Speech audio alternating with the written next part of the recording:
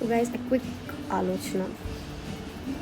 So Sanjana గారి వల్ల day 1 నుండి ఇంట్లో హార్మోనీ పోయింది, హార్మోనీ డిస్టర్బ్ అయింది అని అన్నారు కదా. So first reason was that shampoo thing, whatever the things she left in the washroom. So Flora garu వచ్చి అది అడగడం జరిగింది. దట్టు ఆవిడ అడగడం కూడా కొంచెం సర్కాస్టిక్గా I'm not servant kind of words use చేశారు. మీరు ఆ కన్వర్జేషన్లో చూస్తే ఇమాన్యుయల్ గారిది సోప్ ఉంటే నేను బయట పెట్టానని ఆవిడ చెప్పారు.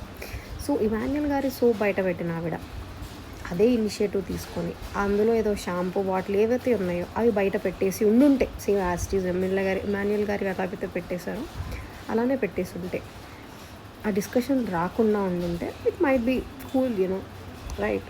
అసలు అది అయ్యేది కాదు.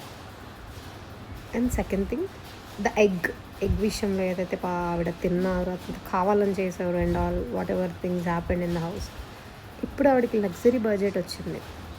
You have seen what happened yesterday and day before yesterday or today whatever. మొత్తం హౌస్ అంతా maximum of the house was involved in taking her luxury things and all. లగ్జరీలో ఏదైతే ఫుడ్ చాక్లెట్స్ వచ్చినాయో వాళ్ళు తీసేసుకున్నారు.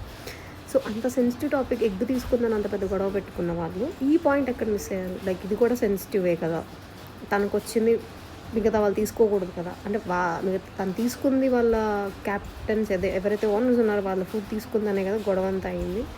మరి కెప్టెన్కి వచ్చిన ఫుడ్ వీళ్ళు ఎందుకు తీసుకున్నారు? బట్ ఆవిడకి వాళ్ళకి ఉన్న డిఫరెన్స్, తను కనీసం ఇంత గొడవ కూడా చేయలేదు. And there is another reason that she's not that much పర్టికులర్గా తను ఆ లగ్జరీ ఏదైతే ఉందో ఫుడ్ అదంతా తను చెక్ చేసుకోలేదు. చేసుకున్నా తను గొడవ చేసే టైప్ కాదు.